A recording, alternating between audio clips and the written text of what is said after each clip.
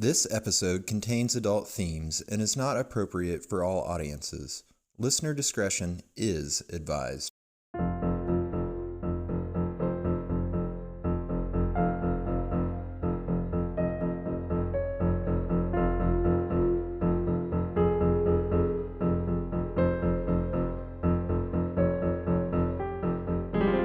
Hello, the world. This is They Will Kill. We are a true crime podcast. I am Courtney Eck. And I'm Sadie Eck. And we are here to serve you up a heaping platter of murder. I don't actually know what Sadie's going to talk about tonight. I know that it's about a beautiful, sweet, loving soul named Karen who left this world too soon. But other than that, it's a mystery, which is really fun because it's kind of like actually listening to a podcast. We're getting a podcast fix while making a podcast. So yeah. I win tonight. That's right. I definitely won last time. I really enjoyed not knowing. Oh my God. It's so much more fun. So yeah. I'll shut up and let you entertain me. All right. So tonight we're going to talk about the murder of Karen Navarra. Karen Navarra was born on October 7th, 1950, to her mother Adele and father Dominic. One of two children, she grew up with her brother Stephen in San Jose, California. Dominic owned a pharmacy where Karen, people called her Cookie, cute, took prescription orders. She was pleasant, reserved, quote, the kind of girl you could tell a secret and she wouldn't tell anyone, said a childhood friend of Karen's. Her brother Stephen was the outgoing one, much like their, quote, jovial, larger-than-life dad, while Karen took after her mother Adele. Quote, they were like the perfect family, added a friend who sometimes visited the Navarra home or went for a spin in Karen's sporty Volkswagen Carmen Ghia. Man, Carmen Ghias are the best cars. Mm-hmm. Do they still exist? Well, I'm sure that they're still out there, whether they're made or not. Manufactured. Right, I don't...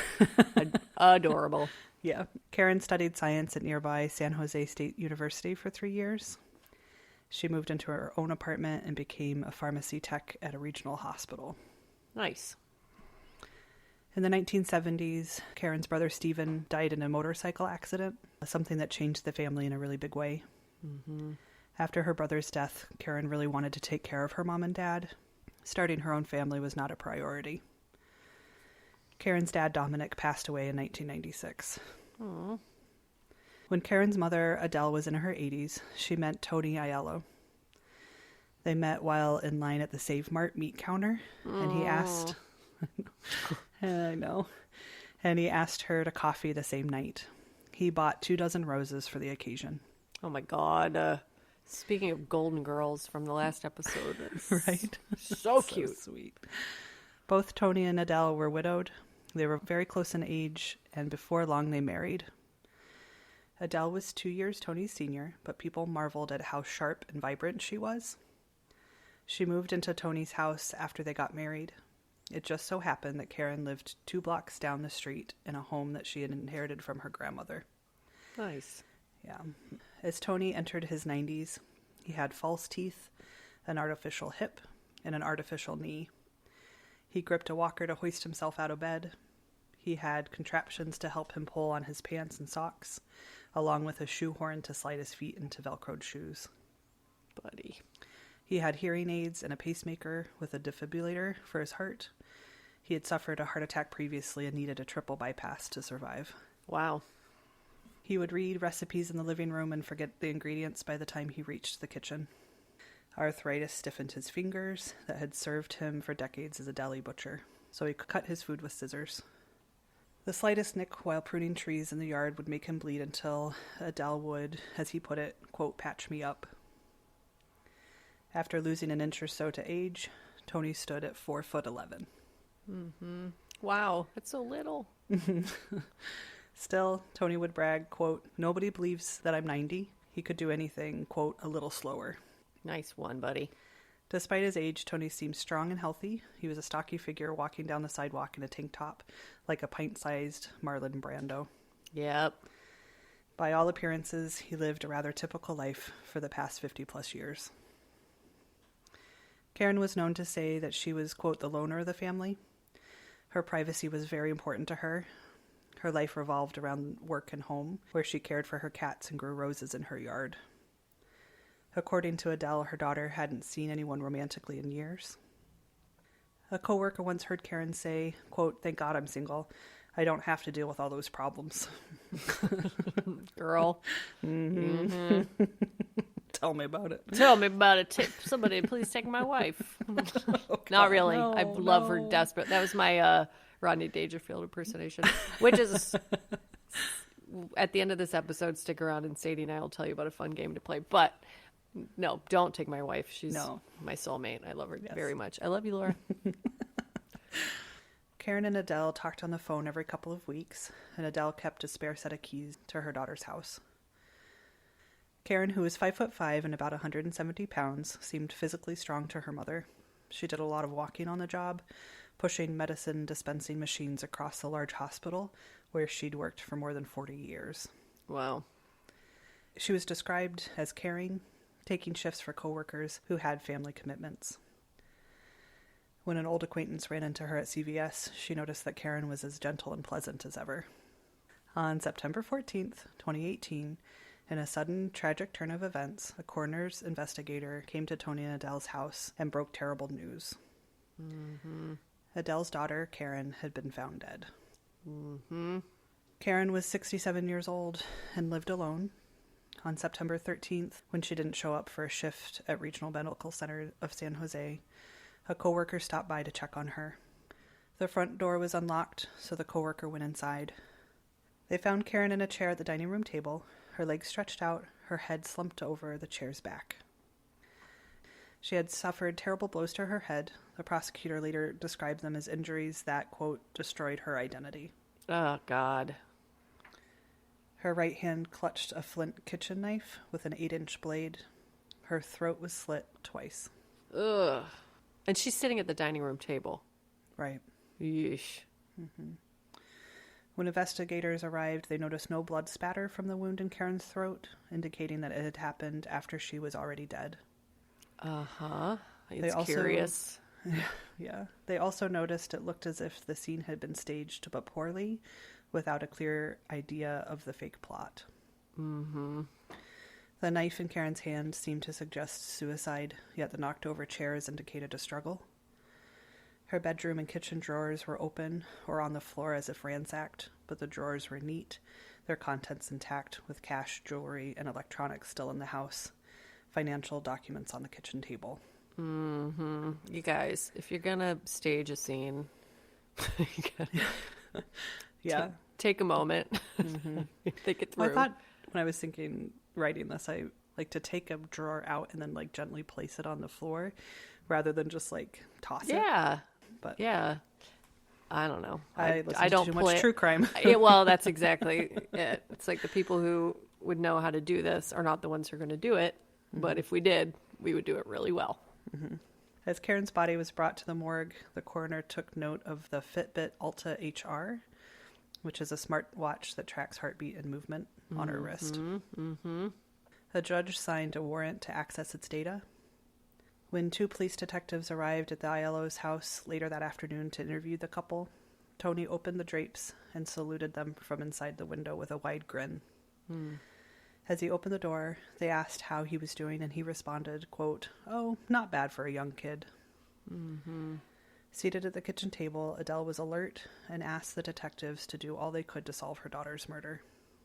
A few months before her death, Karen told her mother that she saw a man watching her from across the street and worried that he might be spying. After that, she started driving straight into her garage and sealing the door behind her. Mm-hmm. Around the time authorities believe Karen was murdered, at least 2 neighbors say they heard screams, possibly a cry of, quote, "Let me go." Neither neighbor called the police. Guys, come on. Yep. Well, another time when I was writing the story earlier today, my children were in the yard playing, screaming their heads off like they do. Yeah. And I was laughing to myself because it could be Yeah. like, I'm really glad our neighbors don't call the police on us every time my kids scream bloody murder. No, they scream exactly like murdered women. They really do. Like a 2-year-old sounds exactly like a peacock, and a 2-year-old sound exactly like a woman being murdered. That's a really good point. Yeah, so I would be the neighbor who would just proactively overcalling the police every time. Be like, okay, seriously, this is like the 11th time. You know that that's my kid. Calm down. Like, you can never be too careful, guys. I'm in true crime. I know. So on September 19th, Fitbit's director of brand protection stopped by the San Jose police headquarters to collect Karen's smartwatch. He reported back to police the next day that Karen's device had been syncing via Bluetooth every 15 minutes with her phone. An initial analysis showed that on September 8th, a full 5 days before her body was discovered, she didn't take any steps after 3:13 p.m. Wow. The data recorded her heart rate accelerating at around 3:20 p.m. and then taking a, quote, precipitous drop and ceasing altogether by 3:28 p.m. Wow. The device did not capture any more motion activity until Karen's body was taken to the morgue. The prosecution would later allege that she was, quote, brutally murdered in her own home while eating her last meal. Investigators had found pieces of pizza at her feet. Oh, no. Police collected video from a neighbor's Ring surveillance camera that pointed in the direction of Karen's house. The footage showed that from 3:12 p.m. to 3:35 p.m. on the day when Karen's Fitbit showed her heartbeat stop, a gray Toyota Corolla was parked in her driveway. It belonged to Tony and Adele. Oh, boy. It is so hard to get away with crimes now. I'm sure modern day criminals really envy old-timey criminals because it's just incredible how much information is available now. Like, So you much are data. being watched, tracked, listened to at all times now, which is great. I mean, it's spooky as hell, but it's also great for cases like this. So Tony told police that he'd gone over to her house that day to drop off homemade biscotti and pizza for Karen. According to Tony, when he left, she was still very much alive. Yeah. Tony told police a few hours after he dropped off the pizza, he was outside and heard a honk. He glanced up to see what looked like Karen's white car passing by. Someone was in the passenger seat. Tony had mentioned this drive-by to others that day, the exact details seeming to change each time, but all versions included the unknown passenger. With Tony's story in mind, the officers scanned nearby houses for cameras that would show Karen driving. They found one, but after reviewing its archive from late that afternoon for a car like Karen's, the cops came up empty. I am so intrigued by this. Yeah. On September 25th, 2018, the police called Tony and asked to meet him at Karen's house. When Tony drove over, a swarm of armed police jumped from unmarked cars. One neighbor, peering out the window, heard them yell, quote, "Put your hands up, damn it." Tony was arrested in Karen's driveway and charged with her murder. I had a feeling this was going to go in this direction, and I don't think I like it. Or maybe I do. I don't know. I can't wait to find out how I'm supposed to feel about this. Yeah. Before we go on, I relied really heavily on a great article in Wired magazine. It's titled "A Brutal Murder, a Wearable Witness, and an Unlikely Suspect," written by Lauren Smiley. So, who was Tony? Anthony Vincent Aiello was born in Chicago in 1928. He was one of 7 children. His family moved back to Sicily when he was a toddler, and after 5th grade, he left school and started helping out in the family's olive oil factory. I mean, I know. it's like he's from Chicago. He works in olive oil. It's so cute. Yeah, it's really cute. In his late teens, he heard murmurs about being drafted into the Italian army. Quote, "Within a week, I was on a boat heading back to the U.S., is what he said. Yep. Get out of there. Yeah. He served in the U.S. Army during the Korean War and afterward settled in San Jose, where his sister lived. Tony found a job at a Del Monte pickle factory. Oh my God. I love a pickle. I know. So much. He got married and later joined his brother-in-law to run a small grocery store on a rural road serving the local Italian and Portuguese farmers. While a family member says he was always a droll jokester with a, quote, sparkle in his eye, some people who knew him said he could be overbearing. Quote, "He was superior and the boss." One woman who worked for him as a teenager remembers thinking he was, quote, creepy. Is that your stomach? Get out of here. No way. God, that is so weird. These microphones are so sensitive. Oh my God. The Aiellos had 2 kids, and by the late 1960s, they were able to buy their first home. After his grocery store was torn down to make way for a bigger road, Tony opened a deli in the strip mall close to his house. Tony enjoyed working at his deli. He would happily chat with customers. Quote, he was a scrappy kind of guy, a don't mess with me kind of guy, one regular remembers. He and his son, Tony Jr., started a towing business in the 1980s. Quote, I love to work, Tony would later tell interrogators. For a hobby, he hunted deer and boar. The walls of his converted garage were mounted with taxidermied game heads. So back in the current day, at the San Jose police station, Tony was brought into a homicide interrogation room. Quote, what the hell am I doing here? He asked detectives. He waived his right to remain silent and told the police his life history and answered questions about Karen until one detective abruptly shifted the subject. Did Tony know what a Fitbit was? He shook his head no. They told him that it was a watch with a step counter built in. Oh, nice, Tony said, not seeing where the questioning was going. It also had a heart rate monitor, they said. Oh, that's even better yet. The detectives continued. The data shows that Karen's heart stopped at 3:28 p.m., they told Tony. What's more, they knew Tony was there at the time. Quote, oh no, said Tony. She was alive when I left. They kept Tony in the room for more than 6 hours, going over every aspect of his visit again and again, while Tony, in his jovial manner, kept calling each of the cops, quote, my friend. One finally grew exasperated and said, quote, Tony, let's get this straight. You keep calling me my friend. We're not friends at this point because I'm accusing you of murder. At another point, quote, I think you caved her head in. I do. I think you did some really evil stuff. Tony's response, not this kid, not this kid. I'm a lovable man, family man. Wow. Is that like charming or creepy? I don't know. Yeah, I don't know. So Detective Brian Meeker would later tell a grand jury, quote, he was in there doing stretching and calisthenics and moving around, walking consistently, raising his arms above his head, stretching and twisting. He also would mutter soliloquies. Quote, I got blamed for something I didn't do. How did that happen? I have no idea. I didn't do it. I didn't do it. Yeah, you're done. Screwed up. No, he's convinced. Yep, the county jail. Lost the house.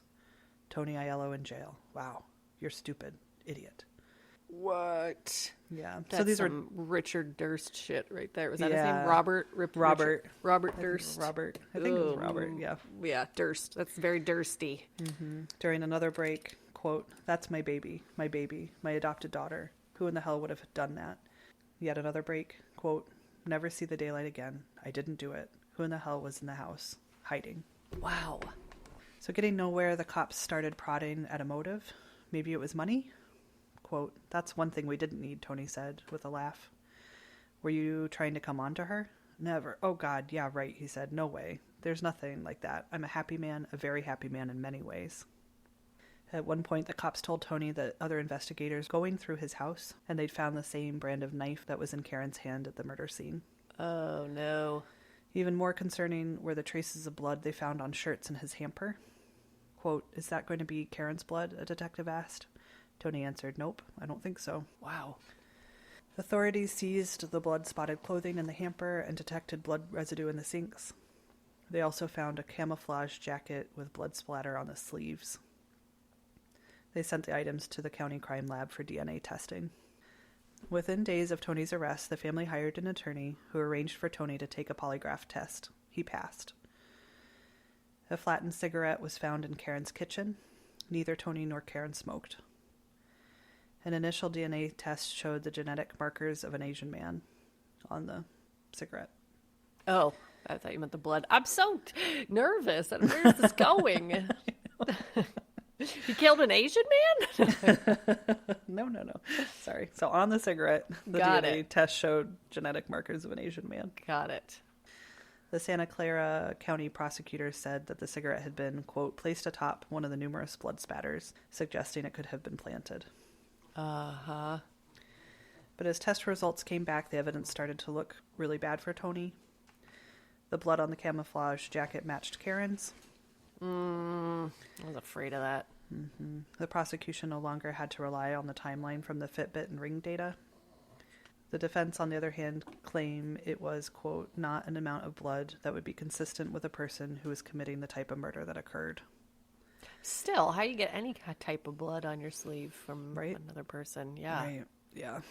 Another person who was murdered. It's just, Right. just a coincidence. Right. Tony's defense attorney hired a neuropsychologist. She interviewed Tony for 75 minutes and noted his short-term memory problems. His friendliness, honed during the years in customer service, made him, quote, likely to appear much more capable than he actually is, she wrote. Raising a serious question as to, quote, how it would have been even remotely possible for him to strategize and cover up a murder. Quote, were it even physically possible for him to achieve this in the first place? That's the real question, though, isn't it? Right. We Yes. sliced her with his little gadgets. Right. Well, and I think about our grandpa, who was, towards the end of his life, had mild dementia.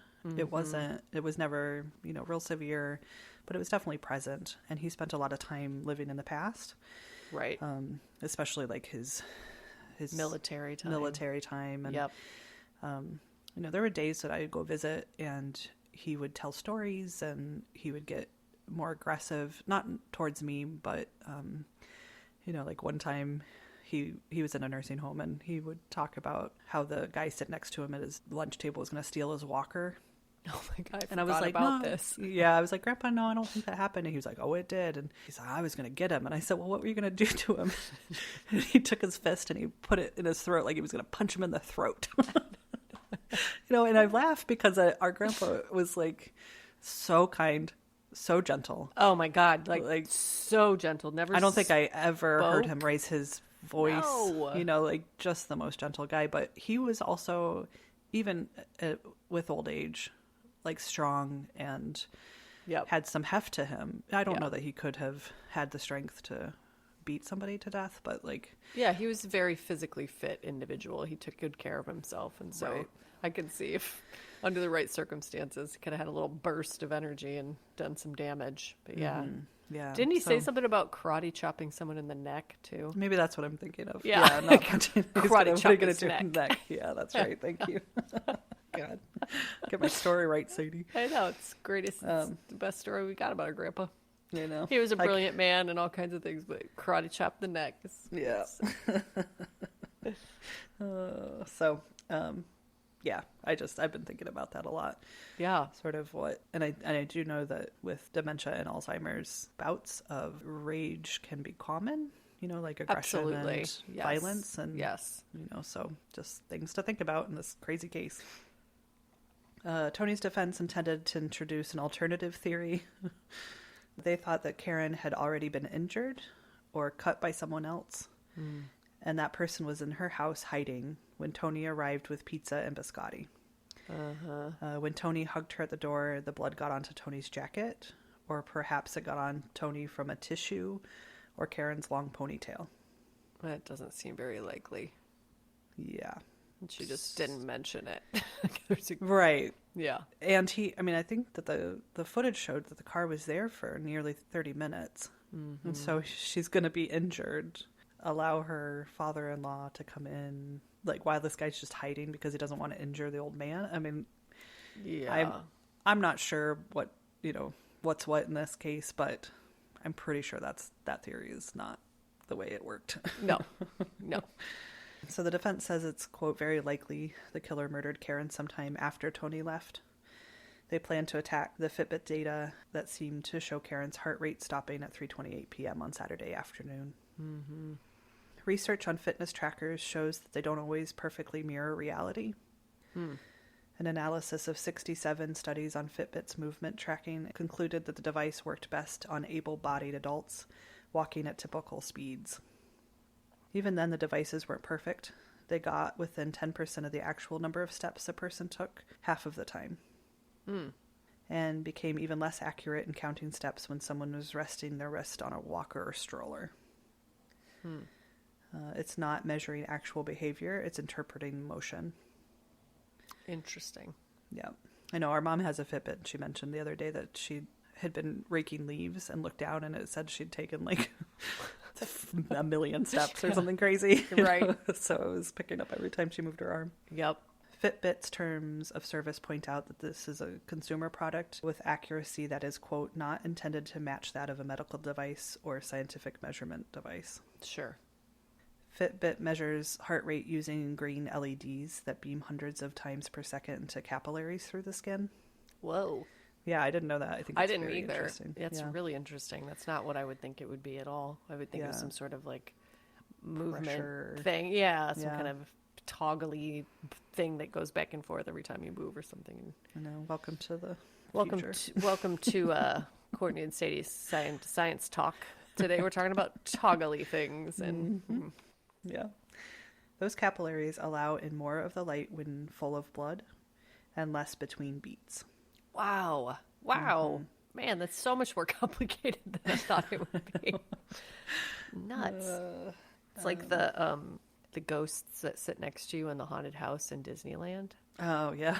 If you guys want to know how they do that, stick around to the end and I'll tell you because I have friends that work at Disney. I'm going to give up a big secret. They use toggly things. Yep. So, yeah, they measure the blood, less between beats, and then the device measures how much light is absorbed. That measurement is then put through an algorithm to generate a person's heart rate. It works best when someone is at rest and is less accurate when someone is exercising.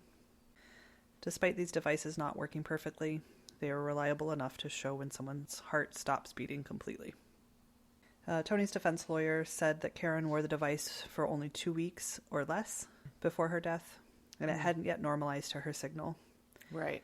They said that Fitbit, which assigns a confidence score of 0 to 3 to its data collection, assigned a 0 confidence to the data on Karen's device on the day the prosecution says that she was murdered. Interesting. And that there were moments after 3:28 p.m. when Karen's Fitbit seems to still report heartbeat data. The Fitbit executive testified at grand jury hearing that Fitbit had turned over a large Excel spreadsheet of Karen's heartbeat and step data to the authorities.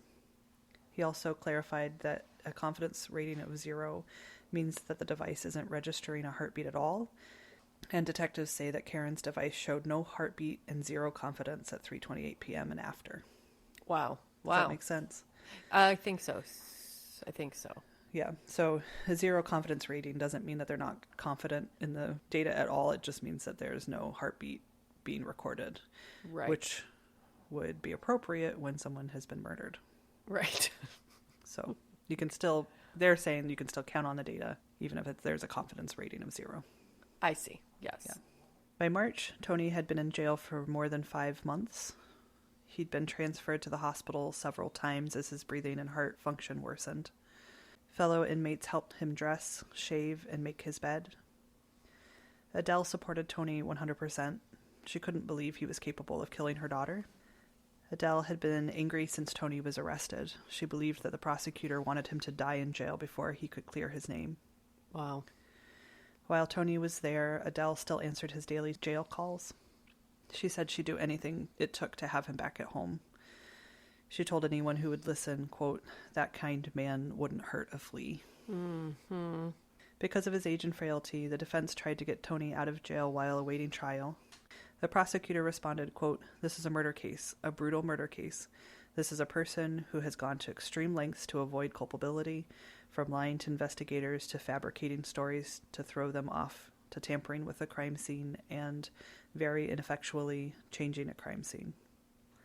She then dropped a bombshell. 2 people had come to police claiming Tony had sexually assaulted them when they were children in the 1950s. Oh, no. Yep. Tony's daughter, Annette, later brushed off the allegations as a, quote, ploy with, quote, no validity. I looked and looked and looked for details on any of this. Yeah. These allegations, I could not find a thing. You're kidding. No. Other than that, just what I said. Whoa. Yeah. So I have no idea. I mean, like we've talked about before, I don't think people will just come forward with Nope. allegations of sexual assault. Especially not multiple people. Right. So the judge answered, quote, I believe that there is clear and convincing evidence that there would be serious risk to other people in the community. Tony was staying in jail. He was the oldest suspect to ever be held in custody before trial in Santa Clara County and possibly the United States. Wow. Yeah. In June, Tony entered the hospital again for heart failure. This time he stayed for more than 5 weeks and signed a do not resuscitate order. At the end of August, after being indicted by the grand jury, Tony was shuttled to the hospital for the last time.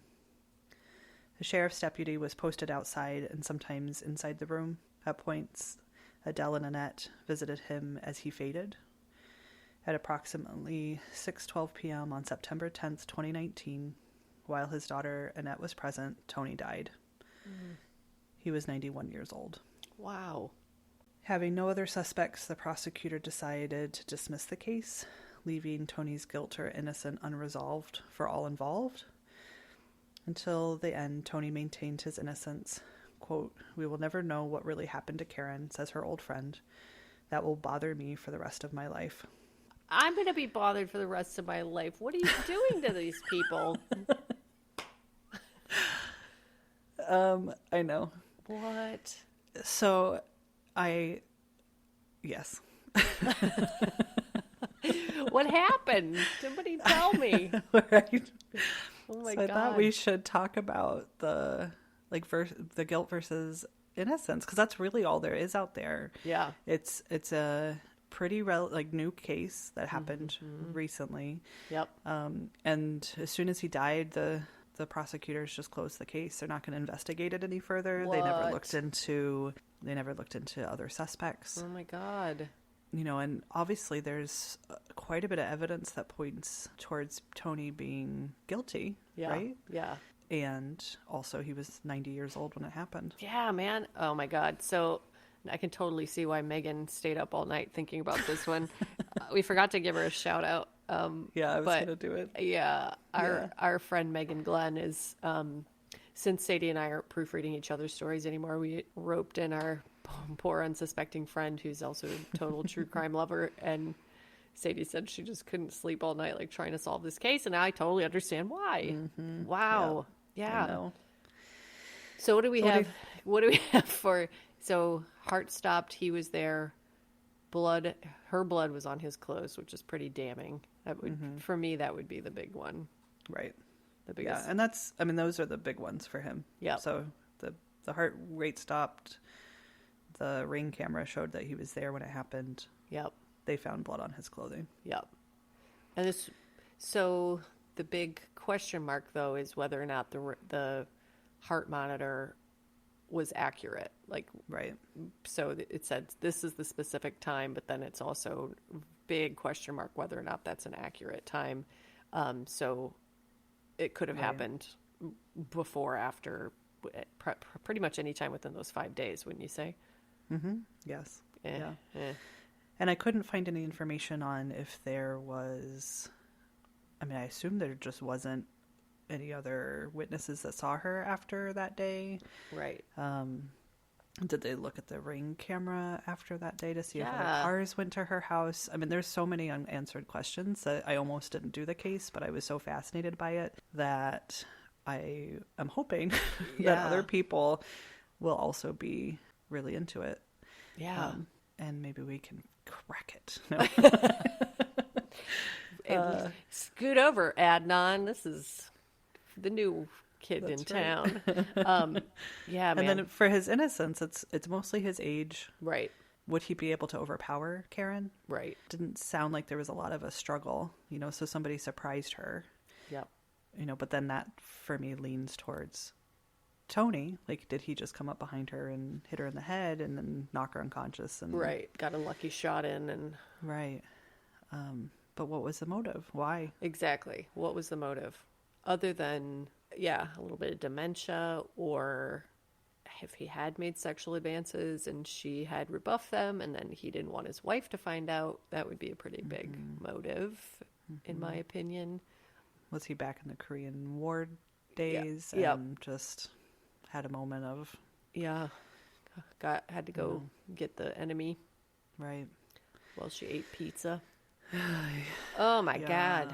That is crazy. That is crazy. And yeah, we all know those old dudes that you're like, I don't know if I like you or if I'm scared of you. Right. He definitely sounds like one of those guys that is either the best guy on the planet, like the cutest caricature of an Italian immigrant, or creep. Right.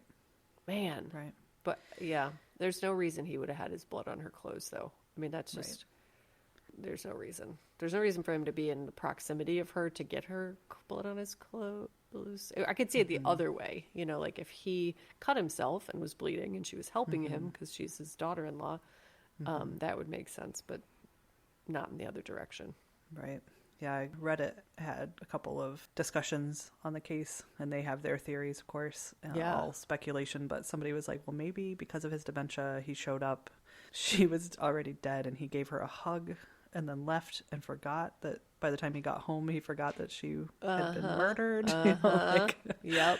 You know, like went to help her and then, got home and made a peanut butter sandwich or something. Right. And it doesn't sound like it was a tremendous amount of blood on the clothes, but blood spatter wouldn't be a lot of blood, you know. Right. So, but yeah, I mean, I don't know. Yeah. I don't know. Remind me, they didn't have a murder weapon, right? Or didn't find anything that... Not that they mentioned. Right, no. right. Yeah. Because, like, I'm a small person. I'm a really petite little person. And I think the only thing that I have in my favor if it came to, like, an attack would be the element of surprise. So I think I could do enough damage to somebody if they didn't know it was coming. You know, if I had the sledgehammer or something to get the first shot in, then I think it's entirely feasible that a 9-year-old man could do that if he had the right weapon and if she was totally unaware of his presence, which it sounds like she was. Right. Yeah, I mean, I really kind of lean more towards that he probably was the one that did it. You think so? I think so. Yeah. I mean, it doesn't seem likely that it just seems like such a coincidence that her Fitbit data would stop at the same time that his car was in her driveway. Yep. And then there was no other data at all collected. I know, I guess it's possible that the battery died, but I think it probably would have been able to tell that or something would have investigated that. Yeah, Unless they didn't want to. If they didn't want to have that information, then they would have left it at that and been like, bingo, there it is, done. Yeah. And I think a big part of the problem with this case is because it was never brought to trial, that information isn't out in the public. Yep. And so unless we can, like, go get the grand jury indictment that's sealed. I'm going to need that ring footage. I'm going to need to subpoena that ring footage because I want to see who else went inside of that house within those 5 days. Because that seems like the big piece. I mean, that crazier things have happened, like Brendan Dassey, or, you know, people where you're like, I really don't think that kid had anything to do with that. But the cops are just like, nope, you're the one honing in, driving it home. So, yeah. Oh man, that is a good one. That is a tough one. If the blood wasn't there, I'd be like, bullshit. The cops just fully framed him, but the blood really makes it hard to. It's not like touch DNA or. Right. Now I'm gonna have to go dig around and see cases where like blood DNA was inaccurate. You know what I mean? Like, could there have been some kind of transfer that would have? Well, I think that sometimes it happens where samples get mixed in the lab. Right. That's a Brendan Dassey thing right there. Right. Yep. It seems like he most likely did it, but he's 90, so what the fuck? Right. Yeah, I mean, I think if he had been in his 70s, even 80s, it would be a pretty open shut case that, yeah, he did it. Yeah. But can a 90-year-old man have enough strength to murder someone? Right. Well, and, okay, so I'm still thinking about the blood. Oh, right. I forgot. Right, no, it's okay. So it could have been switched, but that doesn't make sense because it was her blood on his thing. So it's not like they would have collected that from someplace else and then mixed it up with his case. You know what I'm saying? Like, well, but I'm thinking like so I don't know how it works in the lab, but if they have all of the samples for the whole case, so all the samples they took from her house and the samples they got from his house, and the lab is testing them together. Could that have happened? You know, maybe. And that's such a speculation. I have no idea, but if we wanted to easily explain away the blood evidence, that's one way to do it. But it's not likely because I think that most of the time the labs do a really, it's obviously very important that they keep their shit straight. So What's the awesome lawyer's name? The defense attorney for the Brenda desk. oh man, Kathleen. Catherine. We need her on our case. We need her on Yes. this case. Man. What is her name? Yep. Yeah. So there you go. Oh, that is a really good one, man. That is a really good one. That is something to puzzle over. I don't like unsolved cases generally because, I don't know, they just usually are kind of wide open. Like, what happened? Nobody knows. But that one's like, oh, that's good. That's also one that'll drive me back to the internet to find out more information. I know, poor Megan. So, thank you, and also fuck you. I know. Tell us, listeners, when you listen, let us know what your theories are. Do you think he did it? Yes, we'll start a thing on this one because this is I want to have some more conversations, and I feel like I need to process it some more before I'm capable of having those conversations. But holy shit, dude, that was great. Thanks.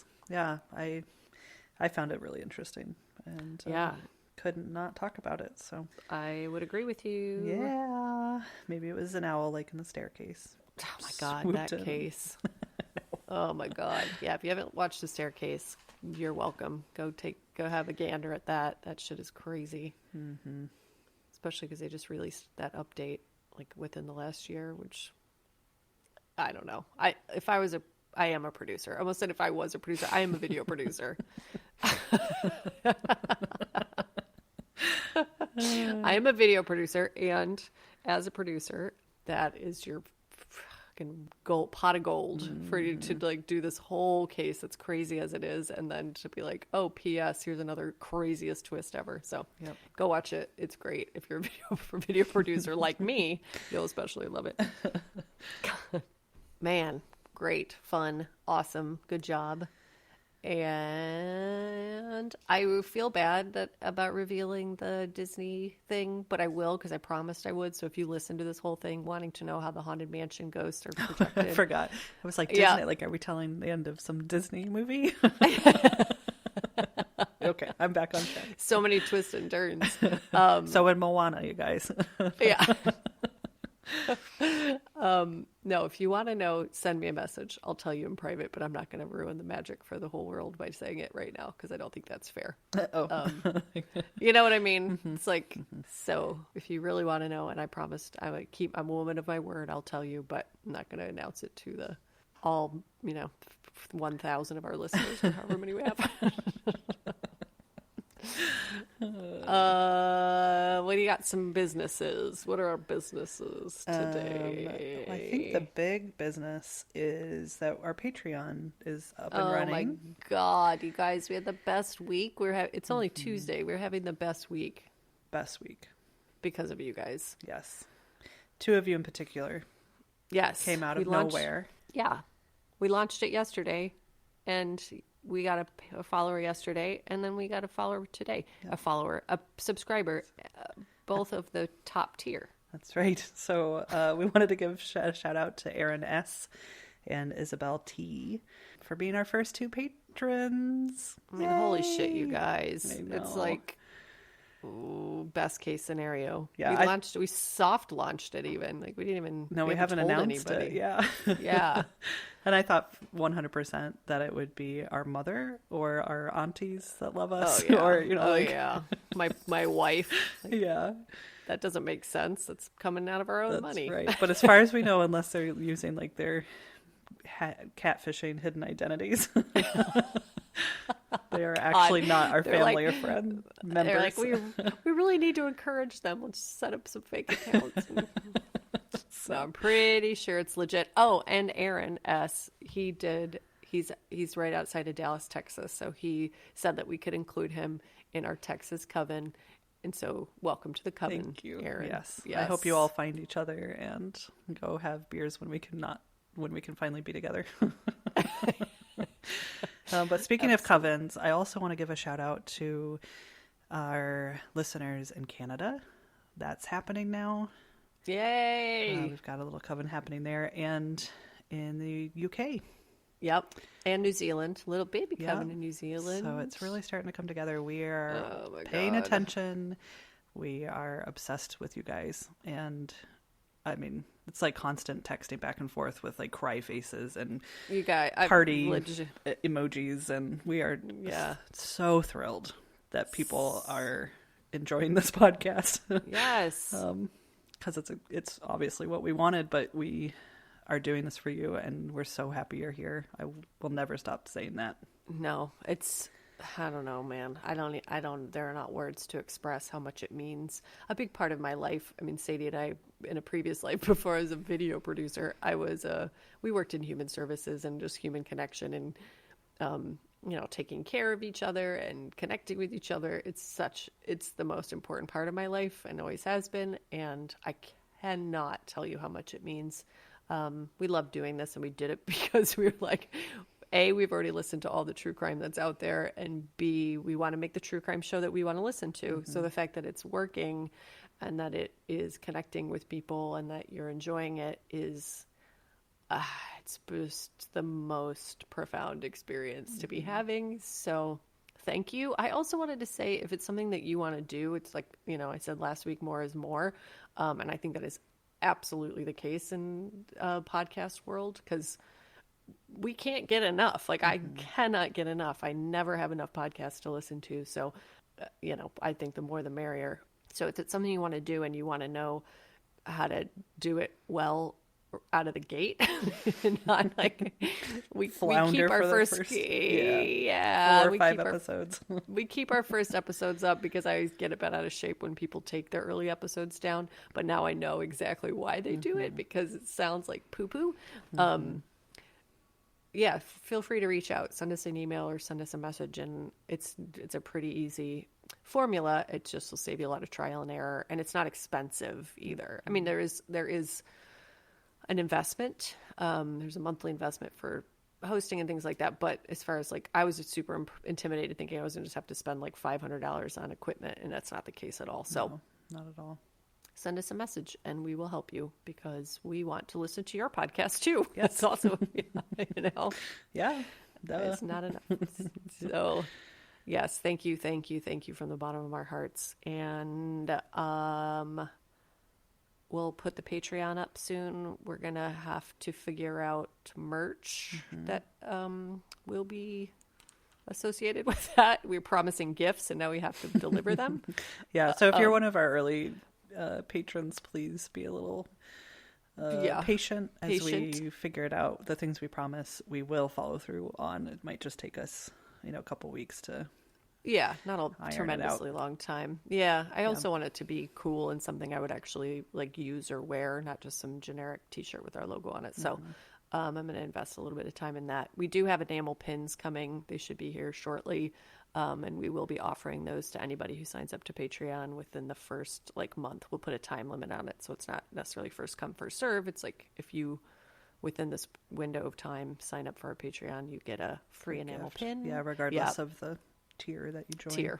Exactly. Yep. What else? One thing I forgot to mention in the last episode. This refers back to Amy Bishop Hall's episode. Amy Bishop Anderson. Amy Marie Applegate's episode. So I was talking about the grocery list in that episode that I found in Found Magazine that said bologna, mayonnaise, lettuce, sex and understanding. So the second we concluded the recording of that episode, this came up in my Instagram. It's a grocery list, and it says shallot, thyme, capers, brandy, split peas, carrots, a sense of style, and then celery. It says things Hannah needs to pick up, and then that list of things. I was like, yes, I was so well timed. I couldn't believe it. So post it on Instagram. Yeah, thank you, Instagram follower, for that weird serendipity. It was cool and well timed. Yep. And I have one more businesses. Get a pickleball set, you guys. That shit is so fun. This is my recommendation for the week. I got us a set because, we have limited options for exercising, and I need to exercise or I'll have 3-hour panic attacks, and ordered a pickleball set. And holy shit, man, that game is That game is so much fun. It's just easy enough to make it fun and just hard enough to kick your ass. Like, I was so sore yesterday that I had to take ibuprofen. Oh, no. Yeah, I thought it was just going to be like, a old person game. It's so fun. And we play it in the road in front of our house. So you can play it anywhere. Yeah. I'm going to get some for the boys. I thought we could play it in our driveway. Yeah, absolutely. You don't need a ton of space. And our court was taken, our court. We rode our bikes to the nearest court the other day, and it was taken. So we just played in the road, and now we just play in the road because it's a blast. So that's awesome. Don't play games in the road, though, people. It all depends on where you live. At a time like this, it's hope so, right? Yeah. If you are in the road and someone drives towards you, you can citizens arrest them because they shouldn't be driving anywhere right now. So it's a win-win. You can police social distancing and get your exercise without having to leave your neighborhood. That's right. Before I forget, real quick, going back to the case while I've got the thought in my head. Yeah. I couldn't find a picture of Karen. And so I really want to post, pictures of our victims. But I couldn't find one for her, and it sounds like she was an intensely private person, and so I think it's probably best anyway. So if for some reason people are worried or wondering why I didn't honor her in that way, it's because I couldn't find one that I knew for sure was her, and I think she would probably prefer it to stay that way. So yeah, that's fair. Yep. And also crazy that a case about technology solving a crime, the victim doesn't have any evidence of herself through technology. Right. I know. Yep. Well, shit, dude. Anything else? Good job. Thank you. I think that's all the businesses. We love you guys so much. Love you so much. Masks. I just sent out another round of masks and totes. Apologies to anybody who was waiting on totes. Ran out of printer ink, and right now it's not the time to run out of anything unless you want to wait a real long time to get it back. So those are on their way, and I still have some more masks to make, so thank you for your patience while I get those done. Those should be out by this weekend at the latest. Great. Yeah. Goodbye. That's it. Bye. Yeah. You can find us on Instagram at They Will Kill, Facebook, Twitter at They Will Kill. We're really pretty much on Instagram. So if you really want to come and hang out with us and talk to us, and when I say us, I mean Courtney pretty much. I mean, it's a group effort. Yeah, I love it, but very few things go past me without me screen capping them and sending them to Sadie and us. Oh yeah, no, I totally pay attention. Yeah. I just want to give you credit too. Thanks. It's not, it's coming from my fingers physically, but it's from both of us for sure. Yeah, for sure. And if you receive like two pretty similar messages or responses, multiple times, I think we did it today. It's because we aren't paying attention to who's responding. So anyway, you got to hear from both of us. Yep. So our website is theywillkill.com. You can email us at theywillkillpodcast@gmail.com. I was wondering the other day if the guy who has, or girl or person who owns They Will Kill at gmail.com, if they're starting to get random messages. Oh man, damn it. Probably. If we haven't responded, if you sent us an email and we haven't responded, just check and make sure you sent it to the right address. It's a really good, but because at this point, we don't receive so many that we won't be responding for some reason. You should hear back from us. Yep. What else? Thank you, AJ, for our music. It is so good, and we love it. And feel free to use this jingle for yourself to promote your music business. Because he needs help from us to make music. And I will sue him if I hear that melody. Hear that, it's AJ? Like a top 40 hit next year, and I'm like, wait a minute. I know. He's such a sweetheart. I somehow doubt he listens to true crime podcasts. But if you're listening, AJ, Courtney's going to sue you. I'm going to sue you, dude. Never. No. It's an angel. I think that's it.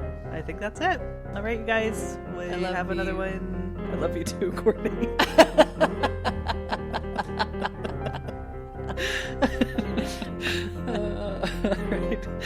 All right. Goodbye. Goodbye. Goodbye. That's enough. That's enough. Goodbye. The end. Goodbye. Goodbye. Goodbye. Holy shit.